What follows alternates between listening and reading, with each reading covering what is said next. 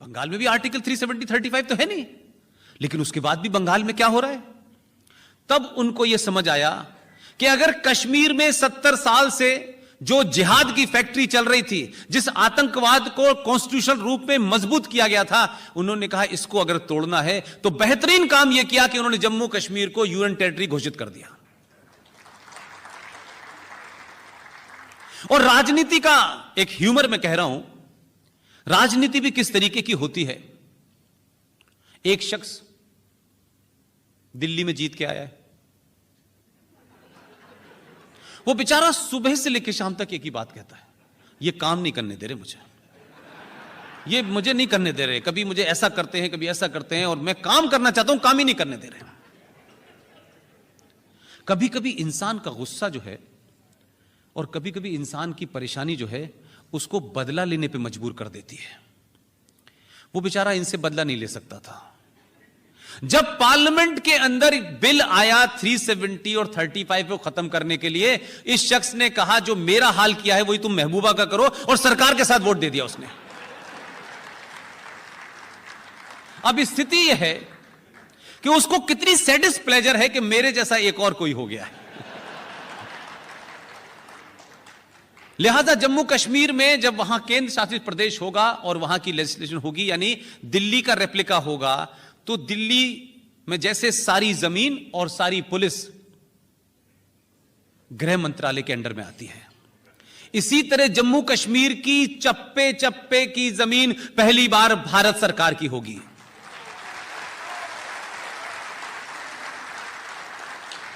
इसी union territory के कारण जिस पुलिस में एंटी इंडिया लोगों को रिक्रूट किया जाता था, आतंकवादियों को छोड़ने, उनको शेडो देकर के निकालने वाली पुलिस थी, वो पुलिस भी गृह मंत्रालय के अंडर आएगी।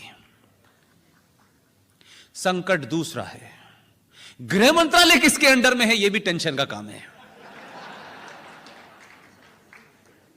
लिहाजा जम्मू कश्मीर को यह कतई मत कहिएगा आप कि हमारा अभिन्न अंग है, क्योंकि कभी मैंने आपके मुंह से नहीं सुना कि बिहार भारत का अभिन्न अंग है। आपको अगर कहना है तो मैंने कहा देखिए कुछ चीजें अपनी तरफ से कहनी नहीं है, आपको सिर्फ इतनी बात कहनी है। 24 फरवरी 1994 को भारत की पार्लियामेंट के अंदर कांग्रेस की सरकार थी, कांग्रेस के प्रधानमंत्री थे पीवी नरसिम्हा राव, एक प्रस्ताव पारित हुआ। सिर्फ उस प्रस्ताव का हवाला देंगे तो लोग कहेंगे आप किसी इस पार्टी उस पार्टी के नहीं हैं, आप देश के लोग हैं, सच बात बता रहे हैं, बाकी जिसको जो करना है करे। 24 फरवरी 1994 को एक प्रस्ताव पारित हुआ भारत की संसद में और सर्वसम्मति से हुआ।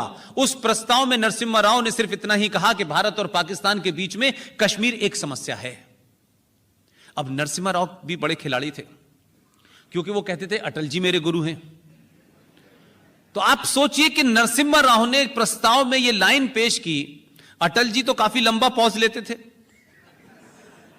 उन्होंने सिर्फ अपना मुंह बंद किया तो जितने खड़े हुए थे ना उन सबको लगा नरसिम्हा राव ने तो हमारे दिल की बात कह दी। तो मुस्लिम लीग के लोगों ने भी ताली बजाई, लेकिन नरसिम्हा राव ने अपने पॉज के बाद कहा कि सिर्फ इतना ही विवाद है कि जिस जम्मू कश्मीर के हिस्से पे पाकिस्तान ने कब्जा कर लिया है वो वापस लेना है। तो आधे लोगों के मुंह लटक गए। वो प्रस्ताव पारित हुआ भारत की संसद में। लेकिन इस घटना का जिक्र और आज की घटना का जिक्र मैं क्यों कर रहा हूं, उसके बारे में मेरा एक अपना एनालिसिस है। यह प्रस्ताव पास हुआ तो देश को भी पता नहीं है, देश तो भूल गया, लेकिन संसद भी भूल गई और पाकिस्तान ने इस प्रस्ताव के पारित होने के बाद कोई बयान नहीं दिया। देश में कहीं इंटॉलरेंस पैदा नहीं हुई, सब कुछ ठीक ठाक चलता रहा।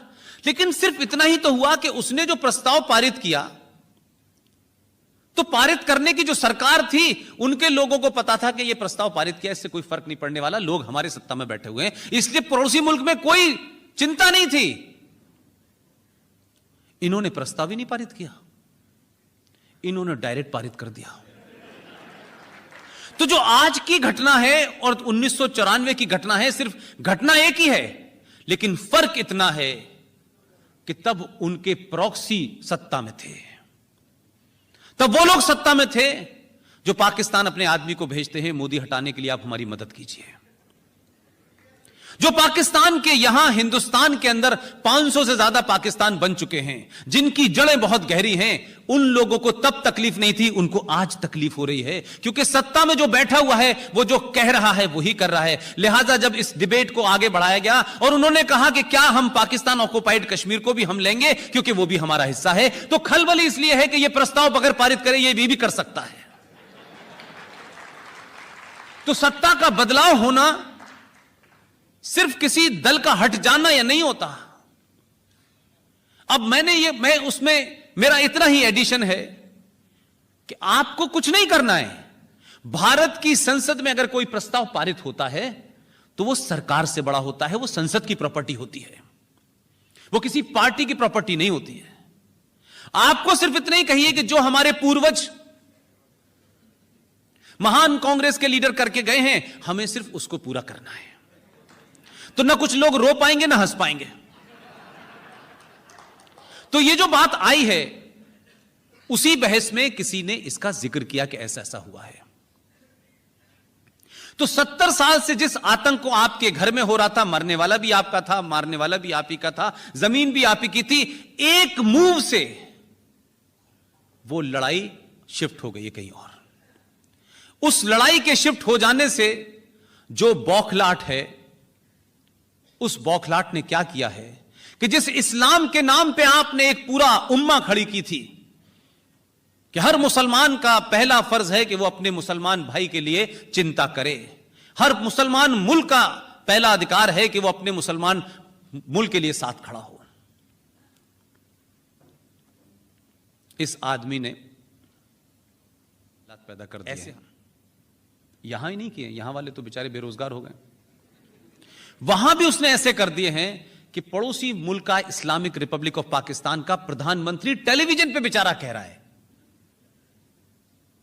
कि हमारी जो पूरी उम्मा थी, यानी मुस्लिम ब्रदरहुड था, इस तिजारती ने उनको ऐसा फंसाया है कि सब प्रॉफिट लॉस के चक्कर में इस्लाम को छोड़ के इसके साथ खड़े हो गए हैं और हमारी मदद नहीं कर रहे। यह चिंता उसमें सताई जा रही है बेचारे को। और तो और जो आदमी मुसलमानों का कातिल बताया जा रहा था, जो एंटी मुसलमान बताया जा रहा था, जिसको वीजा देने के लिए कुछ लोग मने करने गए थे कि इसको वीजा मत देना, वो आदमी पीछे पीछे उनका राष्ट्रपति पिज्जा लेके भाग रहा है। तो जब आप ताकत से किसी चीज को पब्लिक के सामने रखते हैं, दुनिया के सामने रखते हैं, और ताकत कभी भी ऐसा नहीं होता कि बंदूक में ही होती है, ताकत आपके शब्दों में भी होती है। ताकत आप किस बात को सोचते हैं, कैसे करते हैं। बिना एक गोली चलाए 70 साल से इस्लामिक जिहाद को कश्मीर में समाप्त कर दिया। कोई कहेगा हम बड़ा गुणगान गाते हैं, 2 अक्टूबर है, बहुत गुणगान गाते हैं,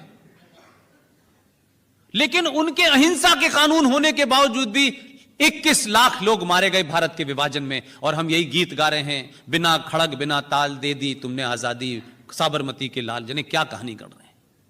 अगर नॉन वायलेंस किसी को सीखना है तो जम्मू कश्मीर की घटना से सीखें। इसे कहते हैं सही मायने में नॉन वायलेंस। लिहाजा आज आपका घर ठीक हो गया है, पड़ोसी को चिंता उस मुल्क की है जो उनसे बचने वाला नहीं है। क्यों कि हमने तो अपने जनगण के साथ भी कंप्रोमाइज कर लिया है। जनगण में खूब जोर जोर से गाते हैं, सिंध का नाम लेते हैं, सिंध आपके पास नहीं है। क्योंकि सिंध नहीं है तो इसलिए आपको वो इतिहास भी नहीं पता जिस इतिहास पे आपको गर्व होना चाहिए था। और जो बौने आपसे सवाल करते हैं चौराहों पे, गलियों पे, उनको आप मजबूती से जवाब देते हैं। आपने नहीं किया। जो काम हमारे बुजुर्गों का था, बड़ों का था, उन्होंने ईमानदारी से नहीं किया। उन्होंने सिर्फ यह कहा बेटा इधर झगड़ा हो रहा है तो तुम इधर से जाओ, इधर हो रहा है तो तुम इधर से जाओ, अब सब जगह हो रहा है तो तुम अमेरिका चले जाओ। हमने उनको लड़ाई लड़ने के लिए तैयार नहीं किया, सच्चाई से रूबरू नहीं होने दिया हमने। जब तक आप किसी चीज से जूझेंगे नहीं, चाहे वो ठंड हो, गर्मी हो, बरसात हो, तब तक आपकी रेजिस्टेंस पावर नहीं बढ़ती।